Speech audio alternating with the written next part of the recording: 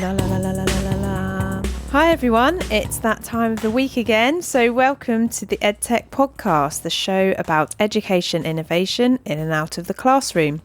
My name is Sophie Bailey, and this week we're talking about investment, startups and accelerators in this episode recorded at South by Southwest EDU.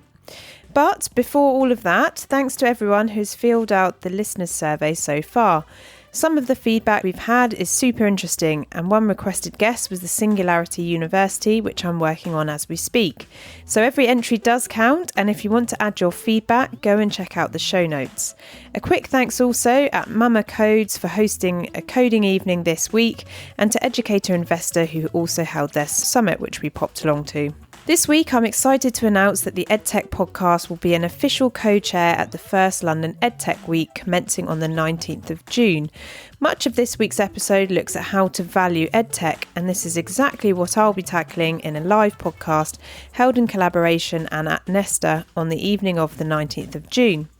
We will be asking, is EdTech a thing? And looking at whether it should be considered an investment, an opportunity cost, an asset for global competitiveness, or a social initiative.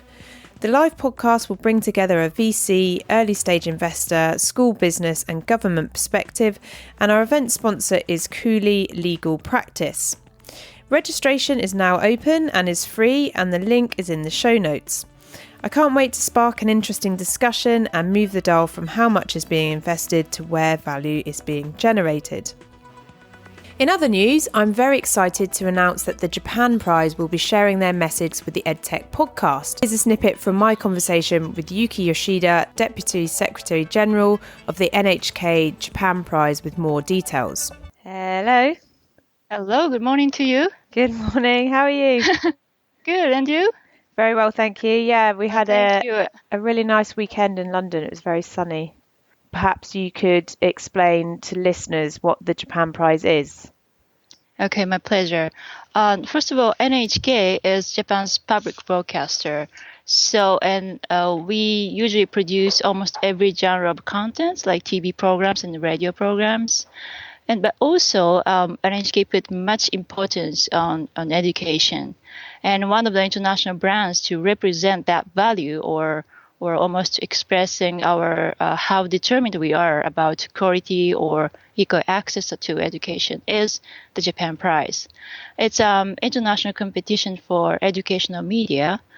And so we launched this competition in 1965. So we welcome all of the audiovisual content, not only TV programs and videos and films, but also we welcome all the digital contents as well, such as website and games and applications. So this is pretty much about what we are. And so in terms of who should enter, are there any particular types of digital companies, EdTech companies, who should definitely enter? And are there any that you're thinking in the future may be eligible but aren't this time around? Okay, so because we are public media broadcaster, now we're welcoming the content which has any type of audio-visual contents in their services.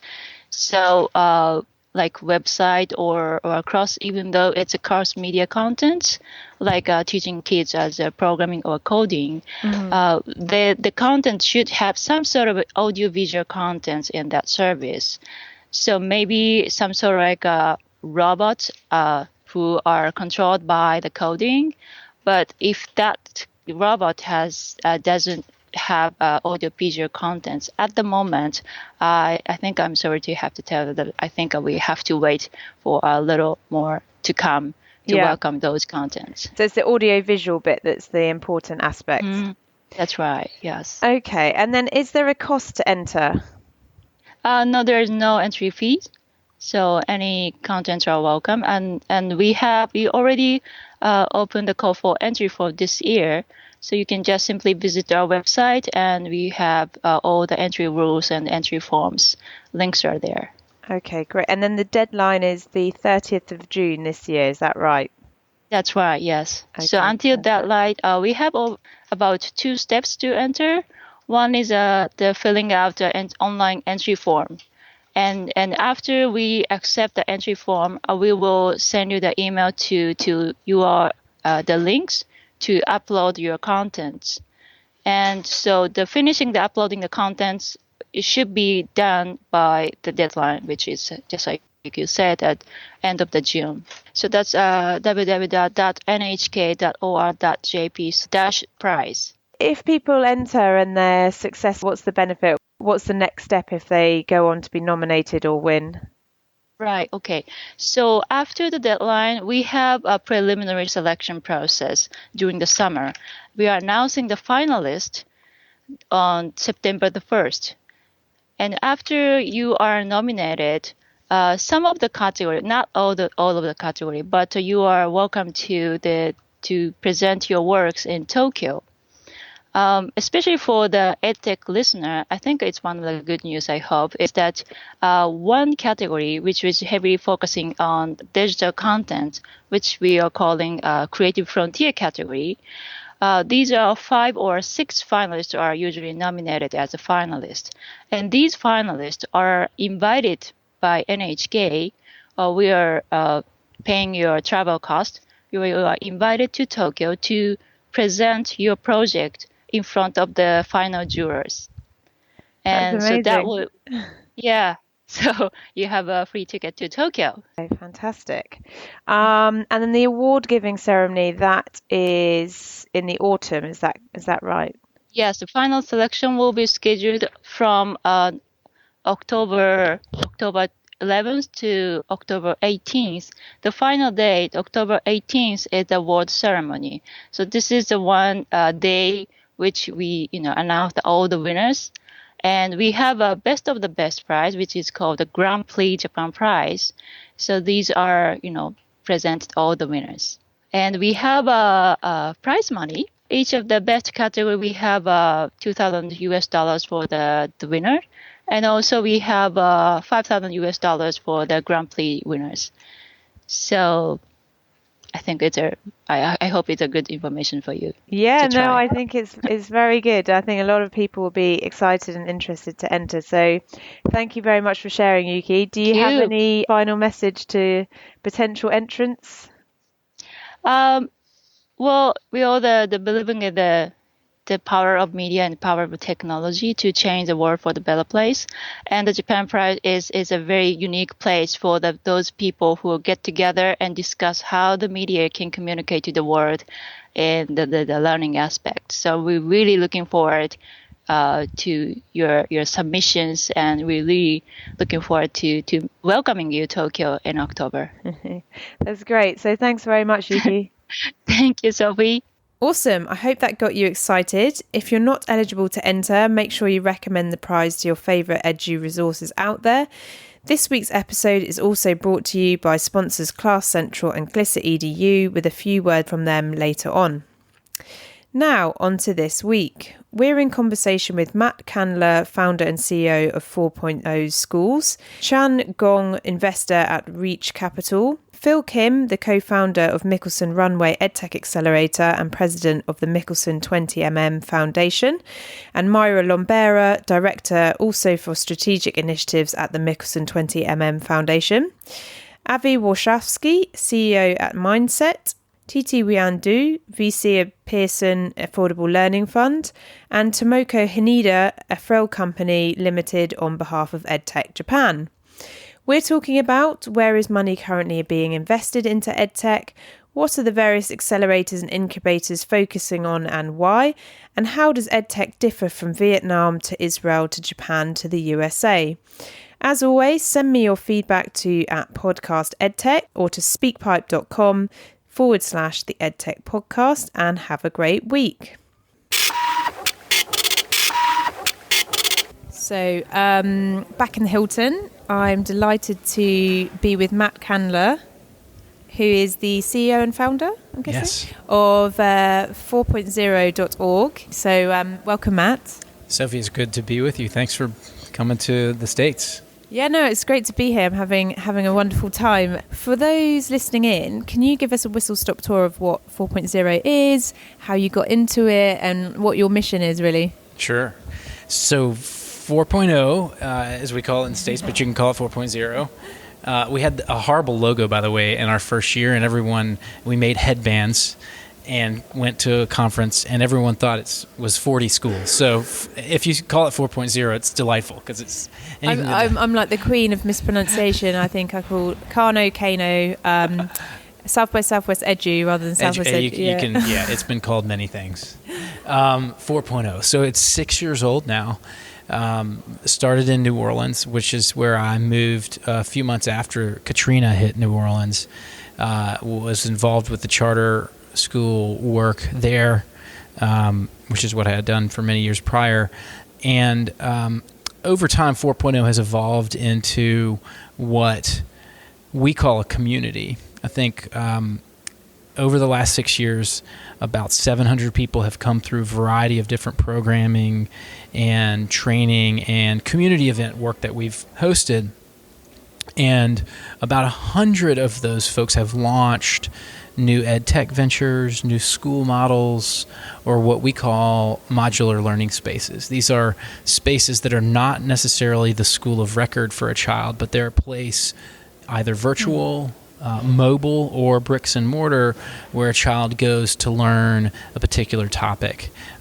For example, a maker space or a coding lab or a writing lab, a robotics lab, for example. And we have a lot of kit-based and mobile lab-based learning spaces that are in that mix. And overall, that group of alumni serve more than 1 million kids, mostly in the States. But I think names that we appreciate people trying to put on us, but we say aren't actually a good fit are things like Accelerator. We're very much earlier than the traditional Accelerator. Yep. We meet folks when there's just a hunch or an idea buried in their brain, and much of our work is designed to get that idea out into the world and in front of students and families in its very first iteration, and then follow that entrepreneur, often not even calling themselves an entrepreneur yet, or maybe never, through the first few versions of that idea as it plays out as a potential solution for students and families. Is the main outcome for your organisation to create revenue-generating sort of EdTech organisations, or is it to create meaningful value add for the community? And whether something, a business is off the back of that, great, but it's not the first priority. The second is absolutely the priority. It is rooted in a belief that there are virtually no venues for folks who want to make school better to try their ideas out in the earliest stages. And so what's the physical space that's manifested in? So is it multiple spaces? Great question. I mean, the last few years have been a struggle to find our footprint across the U.S. In New Orleans, we have a 5,000 square foot facility. That includes space for our small group of 10 and about 15 of our alumni office with us. And then in that facility, once a month, we host a workshop called Essentials. People from all over the U.S. and some folks even from Europe and elsewhere come to this 3-day workshop. And you leave that workshop with in your hand a plan to run a pop-up version of your school or your EdTech product. And if it is EdTech, there's no code involved. It's just paper prototyping and early stage user engagement. So we run that program once a month. And then twice a year, we bring in a cohort of between 30 and 40 teams, upwards of 50 people, through a program we call the Tiny Fellowship. And the goal of that program is to put forth a week to month-long pilot of your program in your local community. So you come to New Orleans, to our facility, to do the planning and the rough draft of your test, and then we send you home with a small grant, around $100 to $1,000 at Essentials, and a $10,000 what we call wallet, which is a combination of cash and coaching that you get to personalize based on what you're testing and where you are personally. And the Tiny Fellowship, you're completing that second stage of the testing process. If you go through both of these, you've gone from idea to community-based prototype and pilot. That typically is a very attractive place to be if you then want to move on to an accelerator or a local incubator. And so how do you fund it? Primarily through philanthropy. Yeah. We've been very fortunate to receive support from some philanthropists who are typically involved in the reform movement in the U.S., the Walton Family Foundation, Bill and Melinda Gates, Kauffman Foundation, and then a number of local funders in New Orleans. Phyllis Taylor at the Patrick Taylor Foundation, Booth Bricker is another foundation that's been heavily involved in work in New Orleans schools since the storm. But we do earn a little bit of our own keep. We charge a small fee. We'll waive it if you can't afford it, of a few $100s for essentials. We don't charge for the tiny fellowship. We do not take a stake in our companies. Many folks ask us to, but because we're so early stage, the transaction costs and the legal paperwork to do that often outweighs the benefits. And frankly, if we were to leverage any of our equity investments, we'd have to have a huge pile of cash somewhere to keep from being diluted over time. And I'd probably run 4.0 into the ground long before we got paid back. So we've struggled with that. Should we take a piece of these companies? And we've made a pretty firm decision to say no. And that's partly because back to what the point is. The point is not to put fire in the fireplace of the accelerator and the investor community. The primary purpose of our work is to encourage local leadership to take those first steps. And how do you measure the success of it's very hard. Yeah. It's hard. We work with a number of foundations and scientists and researchers to ask these questions. We're very much in the process of asking these. Yeah. How do you measure an idea when it's still in that early phase? Like, how do you measure Facebook when Zuckerberg's in his dorm room? Which is what a lot of people are struggling with now. Certainly in the UK, there's huge emphasis on efficacy, measurement, and I've been to a couple of events where there's always a startup puts their hand up, excuse me, we're still iterating. We don't even know what the product is. Yeah. So how can I measure that en masse, and especially if that costs hundreds of thousands of pounds? So it's very, one of my professors at business school, Mohan Sani, described the world of metrics in three categories. You have input and output metrics, which are self-explanatory, and we typically obsess about output metrics. But process metrics is a very fascinating world, and so I think if you look at the metrics that we use internally, predominantly process metrics. How long did it take you after you went home from Essentials to run that one-day pop-up? How quickly did you spend that $100? What did you spend it on? For what it's worth, a lot of people spend it on food just to get people together. When you do a pilot, say a week-long pilot of a makerspace, for example, or even better, a reading laboratory like 826 Valencia is a great example, or Big Class is another reading laboratory in New Orleans that we work with. You can actually take some baseline measures in the front and back end and during a week-long pilot. How much do you read by yourself at home? When was the last time you wrote something by yourself? And then either at the end of that week or months after, poll those children again. Are you writing more? Do you enjoy writing more?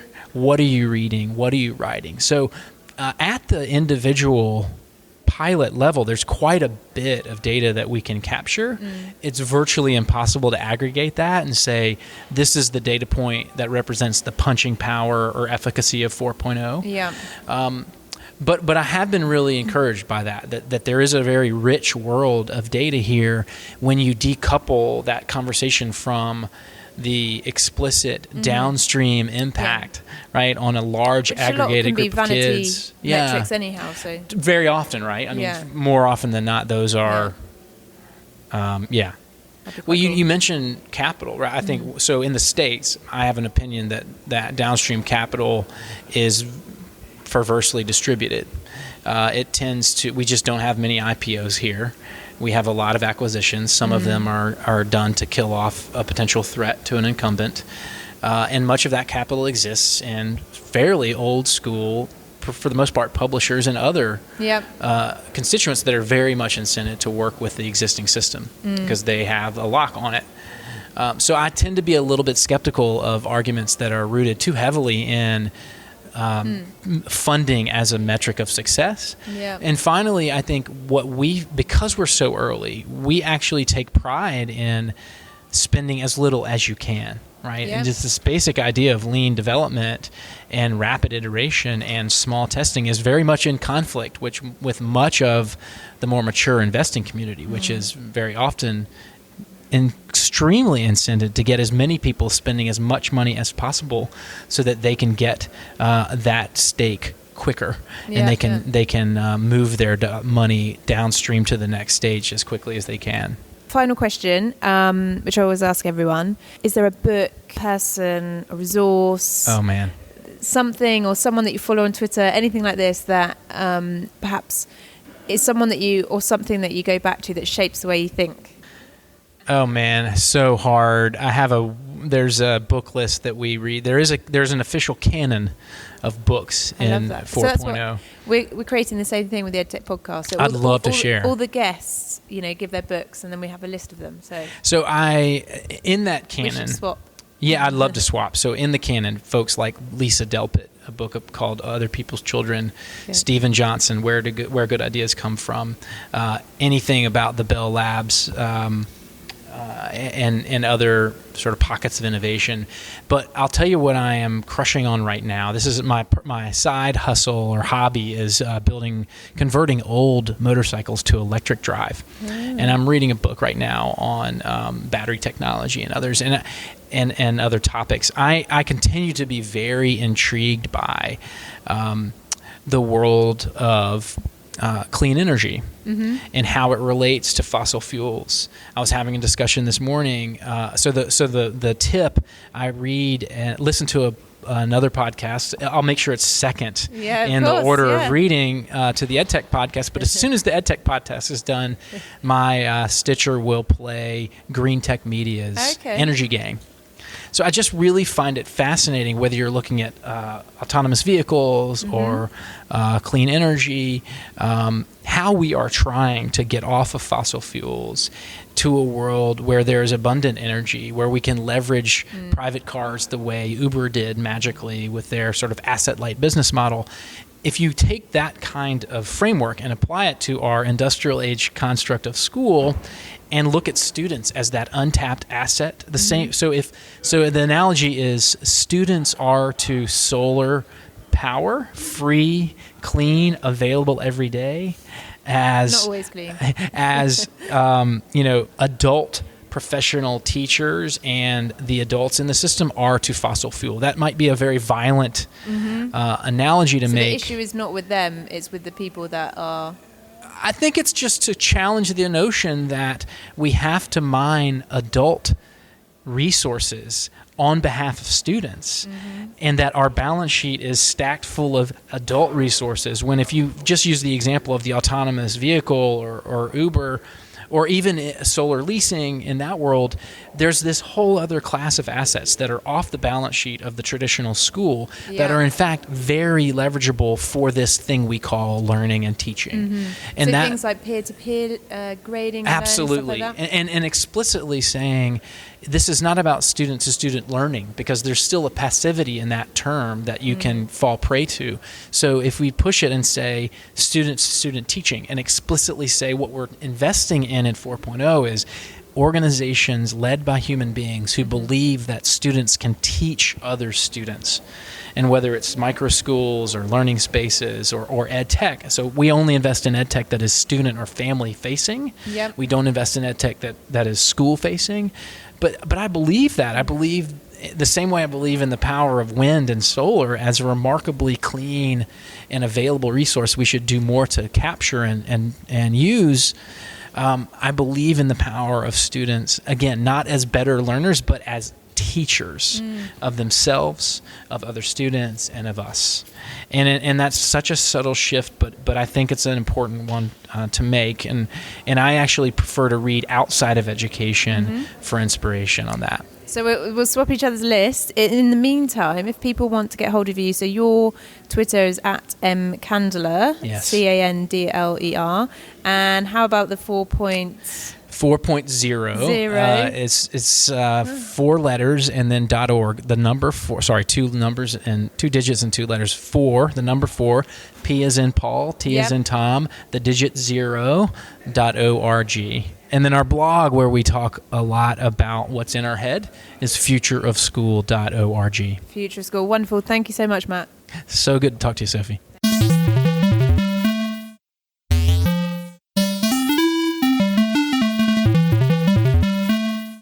Next up, a word from Class Central, which, if you're into geeking out over online learning and MOOC reports like I am, you'll probably already know about.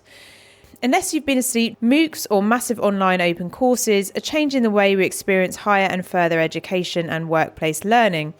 With significant online courses available, gaining insight into this fast-paced world is worth spending time on, especially for those implicated by such changes. That's where Class Central comes in.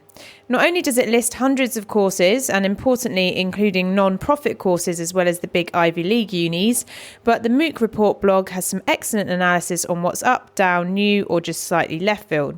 So definitely go and check it out at www.class-central.com/report and let me know what you think.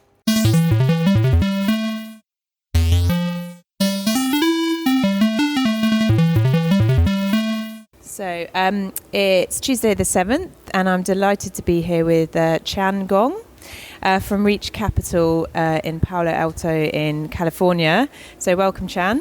Thank you.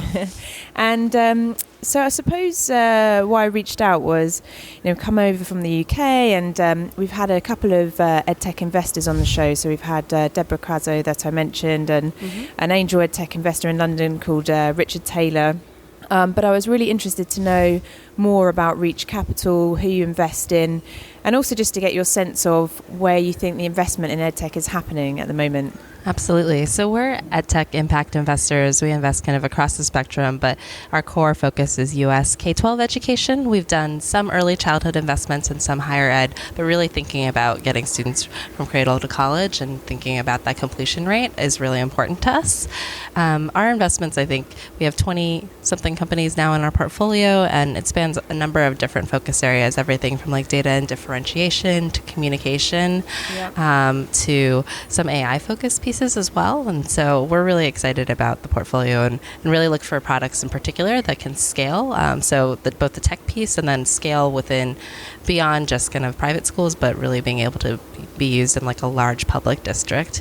And are you seeing any kind of stranglehold on investment in terms of it slowing down, or just because I guess there's quite a lot of changes that are going on at the moment? So is that affecting investment or not so much? So I think relative to some other industries like energy, clean energy, I think education actually, EdTech feels less impacted. I would say it's still TBD. A lot is yet to come, but from what we see so far, I think it hasn't necessarily slowed down investment.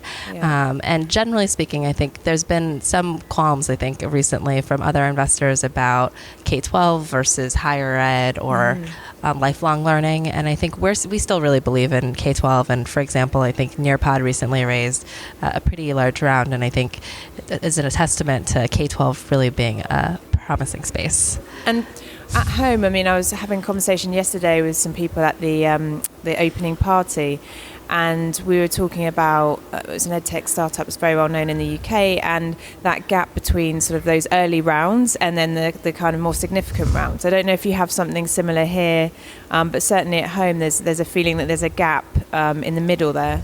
Definitely. And so I think the origins of Reach Capital really came from feeling like there was a gap actually in the early stage. And I think over the past 5 years, we've seen a lot more activity in this space. And so now what we're seeing is there's actually kind of this gap where seed has grown. It's become a larger investment.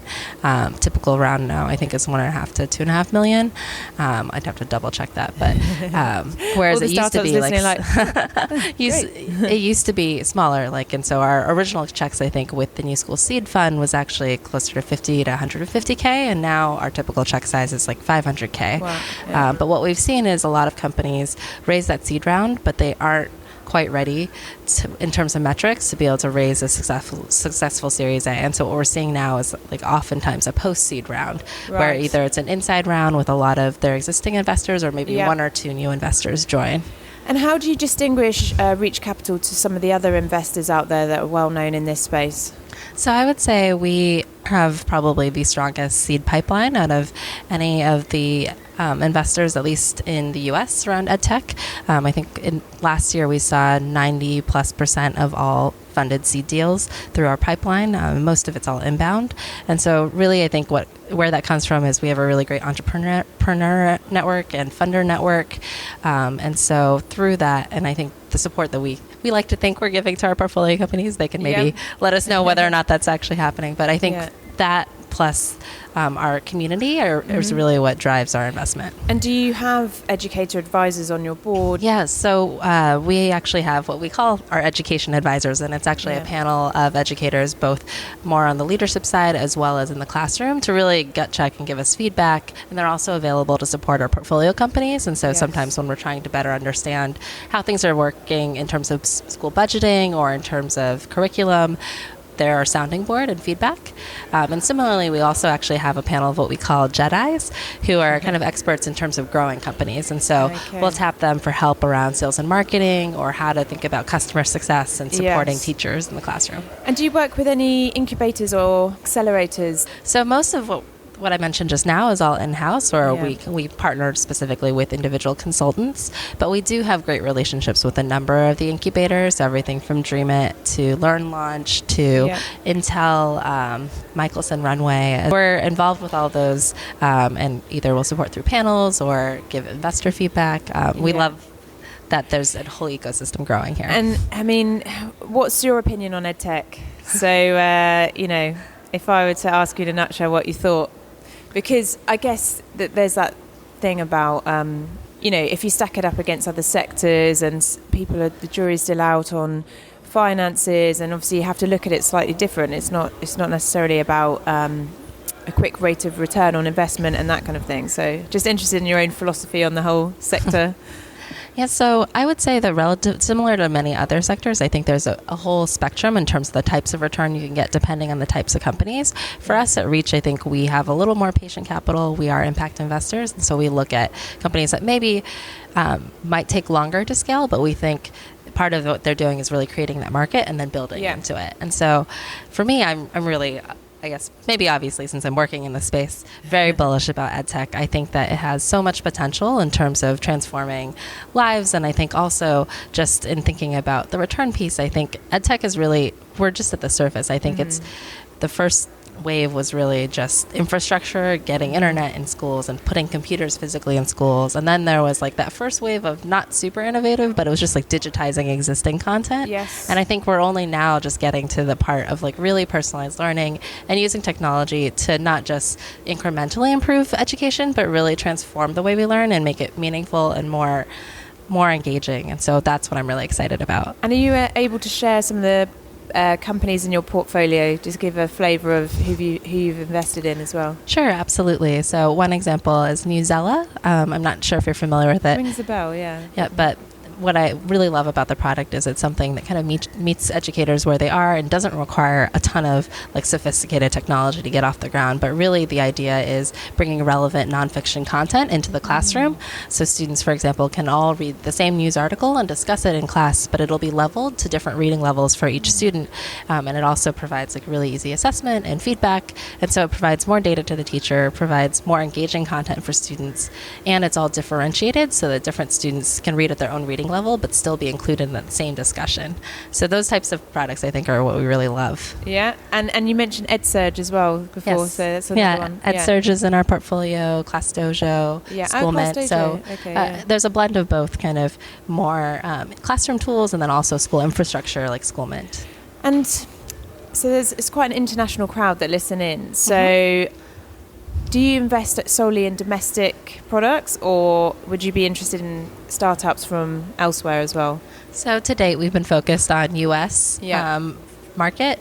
That said, a lot of our portfolio companies have expanded beyond that. I know, especially like UK, Australia, New Zealand tend to be, and Canada tend to be large markets for a lot of our products as well. So Class Dojo, for example, I think has a pretty strong presence there. I mean, what was your own experience of education like? Yeah, so for me, I'm a product very much of public schools.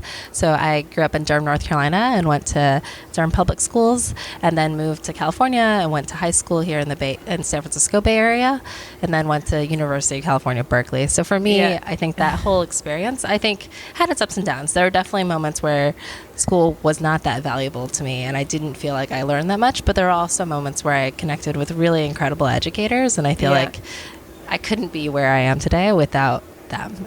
Do you have any books, resources, or people that you think have shaped your way of conducting yourself in the world? I would say these days a lot of what I do is driven a lot by the team I work with. I think they're actually a very diverse and very different set of people, but bring a lot of different perspectives. Oh, that's nice. So one that I've come back to a couple of times that I love is Paul Tuft's How Children Succeed, Great Curiosity and the Hidden Power of Optimism. I just feel like it gives a very unique perspective to like the importance of those softer skills, and I think that's something that in EdTech I think we're still trying to figure out whether or not EdTech is the right tool to even help with that, but I feel like it's really important and are trying to understand more. So it's the end of the day on Monday, and I'm delighted to be here with my two colleagues from the Michelson 20mm Foundation. To kick off, could you both introduce yourselves and what you do, and then we'll go into what you're doing here as well at South by Southwest EDU. Sure. This is Phil Kim. I'm president of the foundation. And I'm Mayra Lombera. I'm the director of strategic initiatives for the Michelson 20mm Foundation. Wonderful. And then for those listening who aren't familiar with the foundation, could you just give us a kind of whistle-stop tour of what you do and the history of how that came into being as well? Sure. So we started about 8 years ago as a 501c3 based in Los Angeles.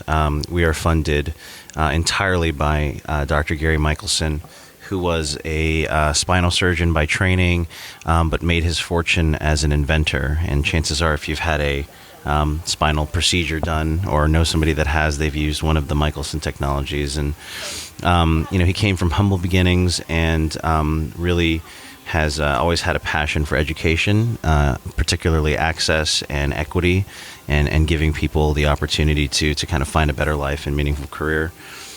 So we set out, a number of years ago to hopefully open up things for students in the higher ed segment in particular, with a focus initially on open educational resources that would address some of the cost issues that were created by the then really problematic textbook publishing industry, which we've seen some improvement since then.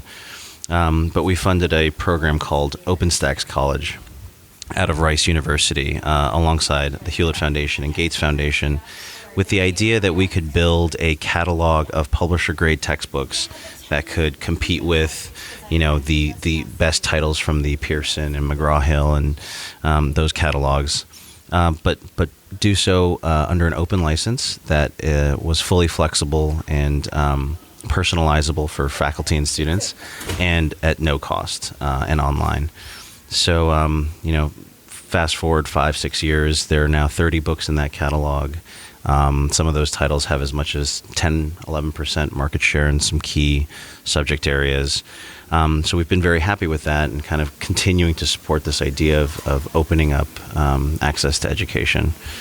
And about 2 years ago, we also set out in earnest to build out a social impact investment platform where we would support very early stage for-profit startups that really spoke to our need for sort of sustainable and scalable change in those areas of access, and then as we expanded into workforce development and other areas within the sort of higher ed segment. So really taking a focused approach there to de-risk some of these companies that were struggling to find traditional venture investment. And hopefully providing this patient capital that was comfortable with the education space and able to work alongside those founders to bring some of these products to market. And then you mentioned the third part about the student debt as well. Yes. So very interested in that. So this year, a new initiative that we've been incubating for 12 months now, and sort of following the space of the income share agreement world, which has really been spearheaded by the effort at Purdue for the most part with their Back a Boiler program. But the idea that as an alternative to student debt, which just has not served anybody well, as we've kind of arrived at this point, and I think everyone knows that problem pretty well, but that we could invest in sort of the future of students through an equity vehicle. Mm-hmm. So rather than providing them with a loan, you'd have an underwriter come in and provide sort of tuition or whatever fee was required, and then recoup that investment as a percentage of earnings in the years following graduation. And it's an idea that's been around for some time, and I think if you, as we spoke of, when you talk to people from the UK and other parts of the world, that seems to be the most logical and reasonable approach. But for whatever reason, I think in part because a lot of the student loans were operated and subsidized in the U.S., that really became the predominant form of financing for students. But now that we've sort of seen the shortcomings there, we feel like the income share agreement space really has some room to build momentum. So we're working with I think initially with some local coding academies that provide those very focused immersive programs for coders to skill up, which are pretty costly. For the most part, it's a $13,000 to $15,000 price tag for one of these programs. So you're getting a lot of those students that can't afford it, but those underrepresented groups that you traditionally see falling by the wayside in higher ed are similarly sort of lost in the mix for coding academies. So our hope there is to build a program that can fund some of these students through these vehicles, these ISA income share agreement vehicles, and hopefully prove out that model to your traditional impact investors that this is another sort of vehicle that can generate reasonable returns, but also achieve those important impact goals that they might have by bringing this opportunity to students that wouldn't otherwise have it.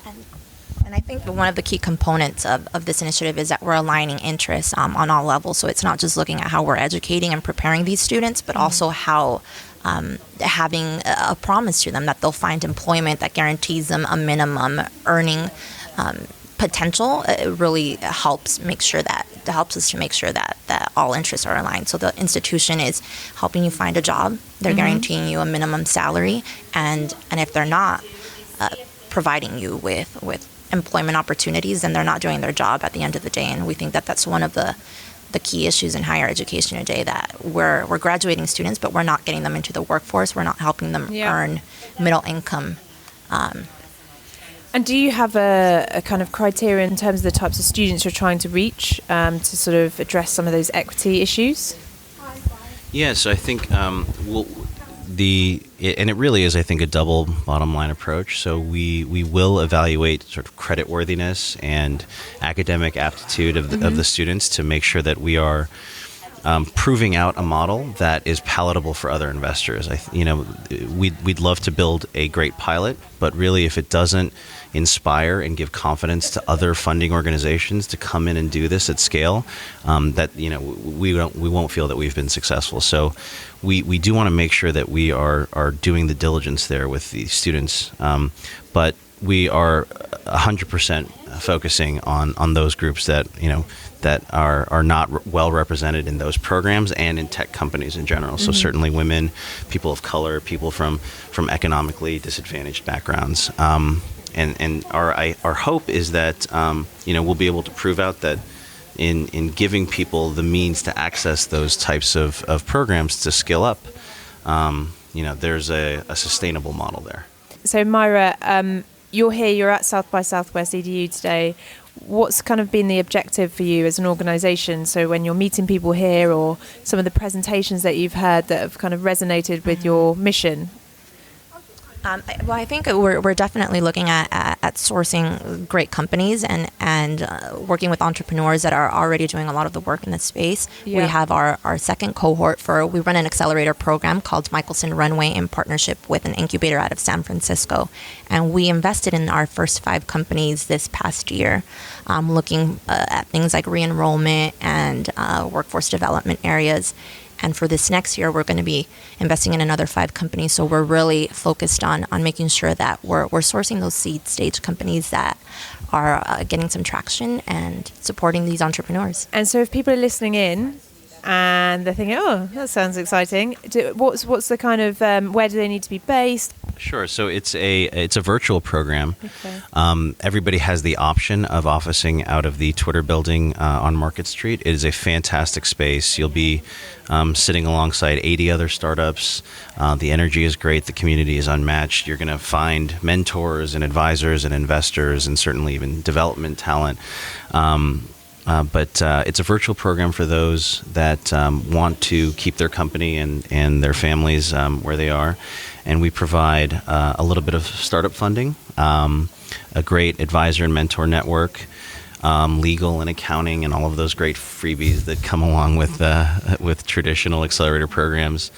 And then a unique element, which we've been very proud of, and I think we'll even expand on in the coming cohort 2, is the research component, where we've hired on a dedicated researcher to work with each of the companies and create a tailored plan to measure efficacy and data points that not only sort of cycle back and help them improve their products, but then also provide them with marketable points that they can use in reaching out to customers, in generating follow-on funding interest. It's been, I think, from feedback, a very helpful part of the program that we certainly hope to continue. So from someone outside of the US coming here, what are the big educational issues? Definitely. I think one of the key issues that we hear time after time with all of our partners that we're talking to is engagement. How do we make sure that we're engaging our students? How do we make sure that we're supporting them with an immersive experience that helps with persistence, that helps with graduation, that really helps get students not just in, because access is part one, but then funneled through the system and making sure that we're graduating them. The fact that we have only 55% of our students are graduating in higher education, it's crazy, really atrocious. Wow. It's a huge problem. Yeah, so we're certainly providing them with enough different entry points that students have an opportunity to pursue higher education, but we're not graduating them. And if you look at low-income populations, for example, and certain impoverished areas, the numbers are far lower, as low as 18% graduation rates. And those are some of the things that we need to address. And one question I always ask interviewees is, are there any books or resources or people that have had an impact on the ways that you think and how you conduct yourself sort of personally through life? And that doesn't have to be educational. It could be, a book or resource or a person that you go back to that you think, actually, that shaped me quite a bit. How gentlemanly of you to offer it up. You're like, you can go first. I think one of our advisors, Ryan Craig, who has a venture firm called University Ventures, has a book called Unbundling Higher Education. And one of the things that we've been looking at is how do we go about doing business in a different manner? How do we help unbundle how we're currently offering degrees and certifications? Yes. And I think that's sort of has been one of certainly one of the authors and one of the books that's been helping us rethink higher education. This might sound terrible, but I hope he doesn't actually listen to this ever. But it would actually be our funder, because he is certainly one of the most impatient and unreasonable people that I think any of us have ever interacted with. But it's exactly, I think, the type of personality that you need in EdTech, to really kind of push and push and push to the point where you think what's impossible, because he really does accomplish things that you really that you really never would have imagined. So it's been, I think, the driving force. I don't think we would have been able to do anything in terms of the investments or any of the companies we've had to interact with now without that sort of unreasonable push behind us. Wonderful. And if people want to find out more, you guys are on Twitter. What's the Twitter handle? Michelson 20mm 20mm. Okay, thanks so much, and have a great evening as well. Thank you.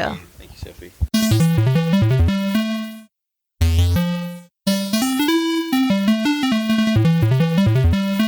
A big big shout out to this week's sponsors, Glisser EDU. Glisser is an audience engagement platform, and they also have an education offer for socializing lectures where they take regular PowerPoint or keynote presentations and push each slide out live to students' mobile devices as they are presented. Professors, administrators and students get valuable data on where information is really engaging or needs reworking, and staff and students can interact through the deck. You can check them out at glisser.com/student-engagement.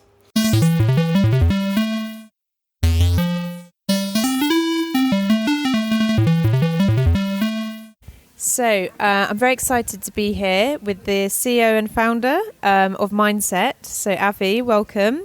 Thank you. And Avi, what are you doing at South by Southwest EDU this year? Well, first of all, we are 3 of MindCET team, and we are hosting a summit. We are leading a workshop and also a panel. And beside of these activities, it's always a great opportunity to meet everyone who's coming here. So, well, actually, we are now putting together an investors table, which it's a soft word for a small fund. Actually, that it's going to be investing both in startups in Israel and in the UK. Actually, and today I met an investor that already is committing to join this table, and we were discussing this remotely for a while, but I think the face-to-face interaction is really a very good way to finalize things. Yeah. And can you share who the investor is? I have to ask him. Okay. Actually, I think he'll be happy to expose it, but maybe he would like to announce it more officially. I've got some initials in my head, but I'm having a guess whilst we speak. And I guess part of this podcast is about the EdTech trends that people are seeing here. So I guess you pick up different things at different events. Is there anything that you've spotted today or through your discussions that have kind of resonated with you as trends? Well, actually, it's interesting for us to follow the VR trend. Last year we were hosting here a summit around VR, and I think it was almost the only event in South by Southwest EDU around VR. Maybe there was one more or two more, but it was pretty rare. And this year we saw lots of events around VR, AR, MR, which first shows how fast this trend is entering, at least as a buzzword. It's not necessarily reflecting what's happening in the field, but it's for this audience it's became to be a very interesting and common thing in this 1 year alone, which is an interesting phenomena. Yeah, and just going back to your investment fund, because it's the other questions are coming through. So when will that be live, and who will be applicable to apply to the funds? Well, we're going to start with Israeli and UK-based startups. Yeah. We're looking for startups who have already up and running product and also users, and need their seed or even a bit after their pre-seed investment in order to grow. So I think it's a gap that we see both in Israel and the UK. Then we're trying to answer. That's very true. I was at a government meeting there, and that was kind of one of the discussions around the table. Was that you can get up, get going, and then there's this kind of gap, and that's the bit before you have that kind of massive round later on. And I mean, in terms of the educational problems that need solving, if you were to sort of rank the top 5 that you think actually this is why this is an interesting area to be in, and I mean I think it's always refreshing to go back to actually what are the problems that need solving. Yeah. So do you have an opinion on that? Well, I think the basic and the most difficult problems are eternal. I think it's the same problems always. I think maybe we are facing them more strongly because the pace of the changes, but I think there are about 5 eternal problems. One is motivation. It's always a challenge to create motivation with the learners. Yeah. Another one is heterogenic group or classroom. Whenever you have a system, you have to face this problem. Another one is the gap of how school can really prepare us to the world outside, with the relevance gap, we can call it. And maybe 2 more that are less clear, like first of all, clarity. It's always a challenge really to meditate in the right way. and also there is some tension between learning and educating. Bringing values and bringing knowledge. It's not always clear cut, and it's. I think those problems cannot be solved forever. It's always a battle to solve them again and again. And I remember I bumped into your colleague from MindCET, Cecilia, in London, and we ended up chatting a little bit about. She was very passionate about sort of learner-led, and actually letting the learners themselves kind of take the direction. And I think we chatted about chatbots quite a lot. Yeah. And as I understand it, that's kind of part of the framework for your event in a few weeks. Yeah, we're going to dedicate actually the event for a transition that we see from schooling to learning. And in a way, we see a few technological trends, and not just technological, let's say cultural and technological trends that are doing this transition. We're going to focus in one angle around AI, which lots of interesting opportunities there, including chatbots. Another angle, which is more social angle, around startup or trying to narrow the gap between learning and schooling from the one hand and working and being part of the real world. And the third angle, it's more a cultural angle of self-motivated learners who are finding new teachers in a way. And we're going to focus on two phenomena. One is the YouTubers, which is a really, really fascinating thing. And kids really create the YouTubers or the new teachers. Yeah. Well, it's really interesting. I know they had a session here just on this floor actually about EdUtubers, or I think they called it. But so you've not only got the students doing it, and I interviewed. Have you heard of Urban Teacher before? Yeah. So I interviewed him. He was one of my first interviewees, and he said that he was once in the classroom, and a kid came up to him and told him he had 1 million views or something like this. Some of the content he was developing, and he's like, "How am I even meant to handle this? Like, I don't even know what to tell this person." So being open to the idea that you don't know everything. But then you've also now got, including, I think, Urban Teacher, educators who are realising that's an amazing platform as well to connect with those people. What I found fascinating in this is the fact that the kids are following those YouTubers as personas. It doesn't matter what they teach. They could teach one day gaming and one day chemistry and the other day how to create a bomb, but it's like they're like rock stars. It's And I was at another event, and there was a guy there. Has a literacy business, and he was saying that that's where kids read as well. They just they will spend hours reading the comments section, which isn't always the kind of bastion of great grammar and things like this. But that's a lot of communication goes on that platform. So it's kind of, how do you use that? How do you get there and make the most of that interaction as well? Absolutely, and I think the first step probably is recognizing this is a legitimate channel. I can tell about my own son. Is about 14 years old. He's not reading at all. He has some learning disabilities, like most of the kids I know. Yeah. But he learns so much out of those YouTubers, and in a way, I think I had some discussion with his teacher, and I told her about this, and in a way, really taking this seriously. I think it's really a challenge. And it's changing some kind of mindset, and also it's not trivial because there are lots of crap that is running there. And then it's not a kind of safe space in terms of the comments section. Absolutely. Of strangers connecting with under 18-year-olds and things like that. But the promise for learning when you are connected with the right thing, and it goes back to what you were saying, like the learner and connecting them with the right content. Is massive, and things like learning how to launch a podcast, there's so much great content on there, so it's really good. So if people want to contact you, it's at MindCET on Twitter, isn't it? I think. Yeah. And also I have my own Twitter, which is my name with Avi Warshavsky in one word. Yeah. Okay. All one word. So we'll put that in the show notes. And otherwise, Avi, have an amazing week. Thank you very much. And thanks for coming on the EdTech podcast. Thank you, Sophie. So I'm here with Tomoko Haneda, representing EdTech Japan at South by Southwest EDU. Oh, thank you very much. Konnichiwa. I am from Afrel company, which create curriculum, coding curriculum for robotics, learning people who learn robotics. So starting from K-12 to engineers. How long has Afrel been going for? Over a decade. Oh, wow, okay. But obviously, and now there's a bit of a renaissance because of the coding curriculum coming in 2020.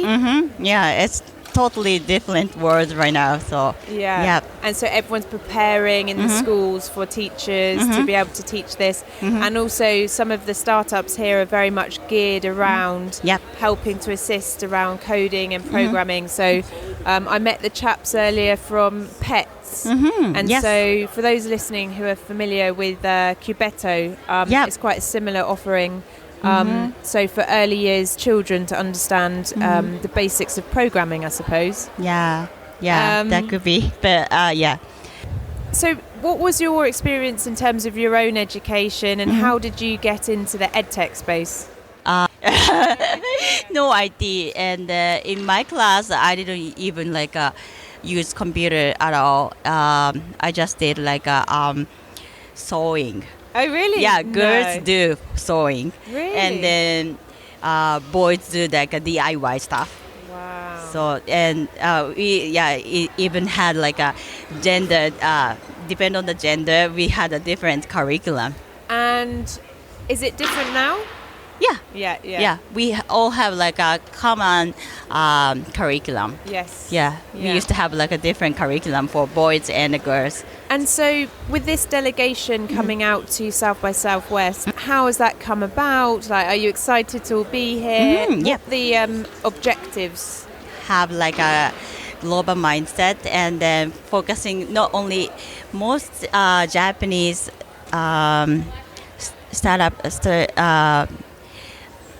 easily think only Japanese, focusing on Japanese market, but now we have to focusing see global opportunities. International opportunity. We have to try to have a market globally.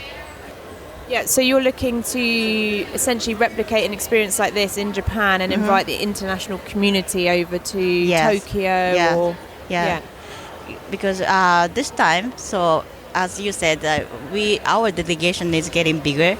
And because we could successfully approach to people in Japan to come out from Japan, but it's not that much. So for Japanese to think globally, see other world, I think we better let more people experience having international business is fun. So we have to we want experience more people to this kind of South by Southwest experience, international investment as well. We have Japanese one too, but it's not much. So we always welcome that opportunity. Yes, most people do. Yeah, most people do. So for that, I think. And so if people are listening and they're interested to connect and partner with you, you have a Twitter account, don't you? Or the EdTech Japan one. There's, I think it's EdTech_Japan, but we'll certainly find that out. And how about your own company? Are you on Twitter as well, or on Facebook? Yes, we have a Facebook, and we'll open up the Twitter account. Okay, excellent. And so if you want to look into that more, it's Afrel, AFREL, Limited, and Tomoko Haneda. Thank you very much. Thank you very much.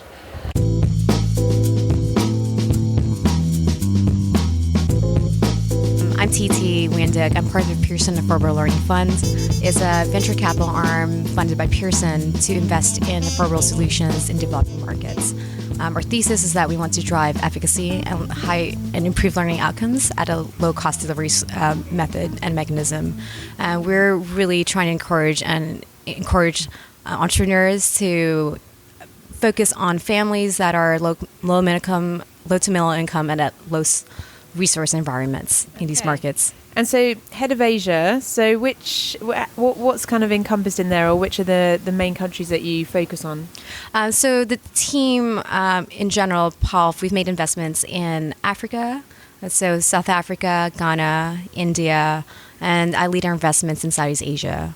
And the way we look at it essentially is that we see a lot of catalytic behaviors and trends that are emerging there that are quite similar to other markets. We're focusing in tier 1 countries, which are Indonesia, Vietnam, and the Philippines, markets which are high density, under-resourced environments where there's just high willingness to invest in education. And so this is about low-cost schooling as well, that's of quality. So I saw your tweet earlier about, say, I think it was in Vietnam, that 40% of personal income goes on schooling or education. Could you tell us a little bit more about that model and, what its purpose is in relation to, for example, the state's education that's already out there? Absolutely. Fundamentally, we do believe what we're seeing is that some of the challenges that we're observing in Western countries in the United States and in London do apply in these markets. There are 3 challenges that everyone is trying to face and overcome. First is that fundamentally there's still unequal access to high quality education. The second part is that every student, any individual, a learner, a student, or adult learner have varying learner needs and learn in different methods. And third component is that increasingly the world is changing. It's just that we need to step out the curriculum and delivery and pedagogy and systems to actually deliver and train graduates for the new 21st century skills and to be very quickly adaptive as automation and other like AI trends are going to start replacing jobs as we know it.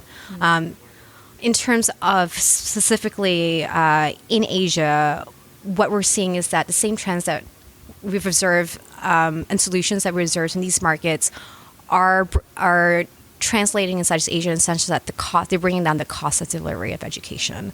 So infrastructure is being built out there. You have widespread use of low-cost devices that are being spread to places like Indonesia and the Philippines. You see high smartphone adoption at like 117% in some of these markets. So as a result, what we're seeing is that infrastructure is there. A lot of companies are now creating content. The next phase that we'll hopefully see are focusing on teacher training on the delivery side. Because I think that's an important one, because I've sort of followed some of the articles around low-cost schools, and obviously, there's different opinions out there, but I think one thing that some of the comments have addressed is whether, when it's international teachers sort of coming in and the play with that, with the kind of local state education system. So I suppose, in reply to that, the ability to train quality local educators is very important. Absolutely. That's one of the biggest bottlenecks and often overlooked areas in innovation. Oftentimes it's conversation around EdTech just as a talk of technology and students and sometimes parents, but teachers are something that are a catalytic event. Interesting solutions that we've seen right now are trying to address teacher training at very low cost ways. I previously mentioned a company in Myanmar, 360 Ed, that essentially are bringing virtual reality training to teachers so that they are able to transport them in environments outside of the country so that they are able to observe high performance schools in the United States and charter schools. So those are the trends I think are very encouraging and are very low cost solutions. And with your VC hat on, where should people be paying attention? Obviously not other VCs, because that would be annoying for you. But in terms of trends within Asia, or where you're kind of getting excited about investing. 3 things that I'm excited about in investing in Asia, and then this also an observance in other markets. First are companies that are emerging around upward mobility, driving high employability. So upskilling, skills-based content. So the lynda.com of, say, Vietnam or of Indonesia, for instance, are emerging. And also English language training, partly because right now English the ability to acquire English is basically going to increase global competitive and regional competitiveness of these markets. The second trend that we're really interested in is what I alluded to earlier, is teacher training. So these are pressure points that I think would actually fundamentally change the ecosystem and propel it. And the third component, a similar pressure point, is on basically educating parents as a auxiliary solution. Essentially, parents sometimes are the best, or the highest and most intimate touch points to the learners in which we want to reach ultimately. So as much as we can enable them to be upskilled and be trained to provide solutions or motivate students, I think that's also another investment opportunity. And how about your own education? Because I always ask the interviewees, like, what was their own education like? So, mine is slightly conventional compared to a lot of students that we serve in these low-income families. I actually kind of started off as a scholarship student. I was born and raised in Thailand to a Vietnamese family, was on scholarship to international schools. And then eventually, fortunately, got a scholarship to go to Stanford University. I started neuroscience. So yeah, tell us about neuroscience as well, because that was one of my questions. So, I mean, I think that's certainly within education within the UK at the moment, people are trying to work out how to take the information from neuroscience, but not just kind of apply it willy-nilly to education, but how do you kind of translate that into what it might mean in the classroom? So there are two ways I'm seeing neuroscience being applied to. One in the AI sense, using neuromaps to basically try to identify patterns. And this is the technology behind all the artificial intelligence. I think that's tremendous opportunities to surface data and relevant, insightful actions for teachers and schools. The second neuroscience application is much more on the learning science behind a lot of the tools and products that we're using. I hope you enjoyed this week's episode, everyone. Next week we are back with the mind bender Ted Fujimoto as part of our South by Southwest Edu series. In the meantime, don't forget to register your interest for our event at London EdTech Week, fill in the listener survey, and have a great week.